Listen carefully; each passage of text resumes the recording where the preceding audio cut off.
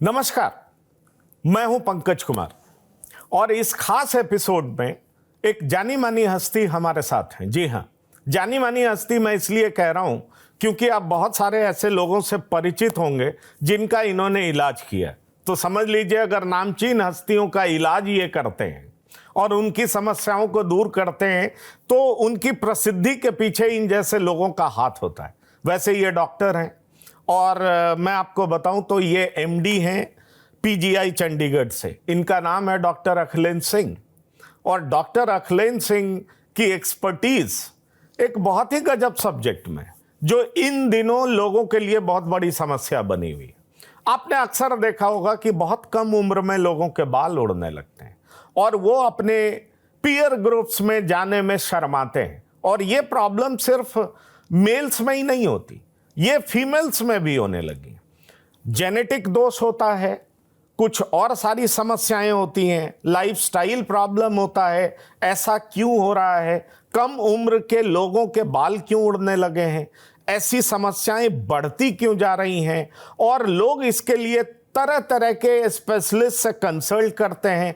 बहुत सारा मिथ भी है कि क्या ये कराना चाहिए, ये कैंसरस हो सकता है, ये हमारे नर्वस सिस्टम को इफेक्ट कर सकता है, हमारे ब्रेन को प्रभावित कर सकता है। क्योंकि हमने ये भी सुना है कि कई जगह पर बाल के ट्रीटमेंट में सैलून में एक तरह के आग का इस्तेमाल किया गया और वो किसी ना किसी तरीके से ब्रेन को डिस्टर्ब कर गया, नुकसान पहुंचा गया। तो हमारे साथ एक्सपर्ट बैठे हैं जिन्होंने मदन लाल तक का इलाज किया। आप समझ लीजिए, मदन लाल जिनके सिर पे बाल नहीं था, बाल उड़ने लगे थे, उनको इन्होंने ठीक किया। बहुत सारे ब्यूरोक्रेट्स इनके पास आते हैं और ये महज 43 इयर्स में इतने चर्चित हो गए हैं कि लोग इनके पास पहुंचते हैं। डॉक्टर अखिलेंद्र, TV9 में आपका बहुत स्वागत है। बहुत बहुत धन्यवाद पंकज, मुझे भी आके बहुत अच्छा लग रहा है। और ये बहुत ही कॉमन प्रॉब्लम है और बहुत ही लोगों के दिलों के पास है, क्योंकि हेयर की प्रॉब्लम, स्किन की प्रॉब्लम आज के परिवेश में बहुत ही कॉमन है। मैं आपको बताऊं, मैं पिछले 15 साल से प्रैक्टिस कर रहा हूं। तो पहले जो पेशेंट आते थे हमारे हेयर फॉल को लेके, वो 20+ के बच्चे होते थे, है ना। और जिनको ट्रांसप्लांट की ज़रूरत होती थी वो शायद लेट 20s या 30s में होते थे। बट अब ये चीज़ 5 साल पहले होने लगी है। अब मेरे पास स्कूल के बच्चे भी आने लगे हैं हेयर फॉल के लिए, 15-16 साल के बच्चे। और हेयर ट्रांसप्लांट जो है वो अर्ली 20s में होने लगा है। तो इन सब पे हम लोग बात करेंगे। बिल्कुल। देखिए, आप स्किन स्पेशलिस्ट हैं, ये भी मुझे पता है, लेकिन मैं आज सिर्फ आपसे हेयर के बारे में बात करूंगा। और मैं कहूँगा कि दर्शकों, आप इनके बाल को देख करके समझ सकते हैं कि ये हेयर ट्रांसप्लांटेशन, हेयर को लेकर के इनका क्या एक्सपर्टीज़ है। 43 इयर्स के हैं, बाल बिल्कुल काले हैं और अब आप देख सकते हैं जो चमक है इनके बाल में। तो इसको देख करके भी समझा जा सकता है कि ये अपने बालों का नरिशमेंट किस तरीके से करते हैं। डॉक्टर अखिलेंद्र, मेरा पहला सवाल, सीधा सवाल होगा कि इन दिनों क्या लाइफस्टाइल वजह है कि कम उम्र के बच्चों के भी बाल उड़ने लगे हैं? बाल के लिए वो बहुत सारा प्रयास करते हैं, प्रयत्न करते हैं। उन्हें कोई कहता है ये शैम्पू लगा लो, ये जेल लगा लो, ये कर लो, वो कर लो, तरह तरह के डॉक्टर्स के पास भागते हैं, अलग अलग तरह का प्रयास करते हैं, लेकिन बाल उड़ना उनका रुकता नहीं है, थमता नहीं है। वो 20s में होते हैं या उससे पहले भी होते हैं। स्कूल गोइंग चिल्ड्रंस में हमने देखा है कि उनके बाल उड़ने लगते हैं। आखिरकार ऐसा हो क्यों रहा है? राइट। सो देखिए, मेन जो वजह होती है लड़कों में हेयर फॉल, हेयर थिनिंग और उसके बाद बॉल्डनेस की, वो जेनेटिक होती है। बट ये वजह तो बहुत पहले से चल रही है। ये जो अर्ली हुआ है, अर्ली एज ऑफ ऑनसेट हुआ है हेयर फॉल का, ये डेफिनेटली कहीं ना कहीं लाइफस्टाइल चेंजेस की वजह से हुआ है। अब जो चेंजेस हुए हैं, मैं बताऊं क्यों लोग 14-15 में हेयर फॉल या 16-17 में हो रहा है। आप देखेंगे कि पिछली जनरेशन में स्क्रीन टाइम इतना नहीं था, राइट। अभी सब लोग मोबाइल पे, अगर आप अपना स्क्रीन टाइम देखिए तो 3 से 4 घंटे, 5 घंटे आपको स्क्रीन टाइम मोबाइल पे दिख जाएगा, या होता है इससे भी ज़्यादा दिख जाएगा, ठीक है। एक ये वजह हो गई। दूसरा, हम जो खा रहे हैं उसमें जंक फूड बहुत ज़्यादा हो गया है, तो जंक फूड में वो न्यूट्रिशन नहीं मिल रहा है जो हमें मिलना चाहिए था। तीसरा, स्ट्रेस बहुत बढ़ गया है ना। वो चाहे पढ़ाई का स्ट्रेस हो, चाहे वो जॉब का स्ट्रेस हो, परफॉर्मेंस का स्ट्रेस हो। तो ये स्ट्रेस की वजह से, न्यूट्रिशन की वजह से, मतलब ये सारे जो लाइफस्टाइल चेंजेस आए हैं पिछले 2 दशक में, इनकी वजह से। और पोल्यूशन, हम दिल्ली NCR में रहते हैं, आपने देखा कितना पोल्यूशन है यहाँ पे। तो ये सारी चीज़ें कहीं ना कहीं हेयर को प्रभावित कर रही हैं।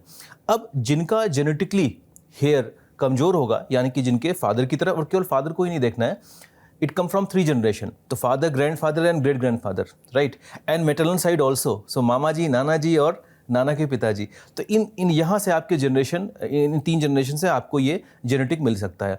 अगर अनफॉर्चुनेटली आपको ये जेनेटिक मिल गया है और आपका प्रॉब्लम शुरू हो रहा है, तो आप किसी भी डर्मेटोलॉजिस्ट को दिखाएं, आपके शहर के में जो भी डर्मेटोलॉजिस्ट उनको दिखाएं, और मेडिकल ट्रीटमेंट से इसको रोका जा सकता है।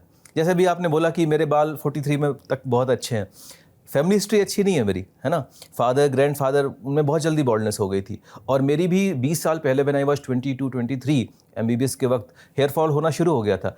तो अगर ट्रीटमेंट नहीं करते तो जो प्रोग्रामिंग थी मेरे बालों की, वो तो 30-32 तक बॉल्ड होने की थी, है ना, 43 तक या 50 तक रहने की बिल्कुल नहीं थी। बट मेडिकल ट्रीटमेंट आ गया है। प्रॉब्लम क्या है, एक और प्रॉब्लम है आज की परिवेश में, वो ये है कि पहले जब प्रॉब्लम होती थी तो लोग कहाँ जाते थे, मेडिकल से रिलेटेड प्रॉब्लम है तो डॉक्टर के पास जाते थे, ठीक है। अभी लोग क्या कर रहे हैं, इंस्टाग्राम खोलते हैं, वहाँ पे बहुत सारी रील्स होती हैं और वहाँ से देख के ट्रीटमेंट करना शुरू कर देते हैं। अब अगर कोई ऐसी वजह होगी जो तात्कालिक है, जैसे कि सीजनल हेयर फॉल है, ठीक है, तो वो तो आराम से इम्प्रूव हो जाएगा। आपने कुछ ओवर द काउंटर विटामिन वगैरह ले लिया, वो सेल्फ लिमिटिंग है, वैसे भी ठीक होना है तो वो ठीक हो जाएगा। बट वो प्रॉब्लम जो आपको हेयर को मिनिएचराइज करके बॉल्ड बनाने वाली है, या मेल में या फीमेल में ऐसी कोई प्रॉब्लम है जो न्यूट्रिशनल डेफिशिएंसी की वजह से है, हार्मोनल प्रॉब्लम की वजह से है, तो वो ऐसे ट्रीट नहीं होने वाली। और आप उसको अगर 6 महीने 1 साल करोगे, तो वो 6 महीने 1 साल का जो गोल्डन पीरियड था, जिसमें आप बालों को सही ट्रीटमेंट दे के ठीक कर सकते थे, वो आपका लॉस हो जाएगा, और फिर आपका जो हेयर फॉल है वो बॉल्डनेस की तरफ जाएगा, और फिर आपको हेयर ट्रांसप्लांट करने की ज़रूरत होगी। तो मैं हमेशा पेरेंट्स को भी बोलता हूँ और बच्चों को बोलता हूँ जो पहली बार आते हैं हेयर फॉल को लेके, कि आप हेयर फॉल को ट्रीट करो, आप उसको हेयर ट्रांसप्लांट के लेवल पे जाने ही मत दो। ये आप बड़ी बात कह रहे हैं, लेकिन इन्होंने जो कुछ कहा है उसको मैं समराइज कर देता हूँ। आजकल हम सब के लाइफस्टाइल में घुस चुका है कि हम बार बार इवन वॉशरूम तक में मोबाइल इस्तेमाल करते हैं। तो इन्होंने एक बड़ी अच्छी बात कही कि हमारा स्क्रीन टाइमिंग क्या है, ये हम इसका ध्यान रखना बहुत जरूरी है। और जब स्क्रीन टाइम बढ़ता है तो सिर्फ बाल ही नहीं गिरते, आप ये जान लीजिए आंख में प्रॉब्लम होती है, लेकिन आज हम सिर्फ बाल की बात करेंगे।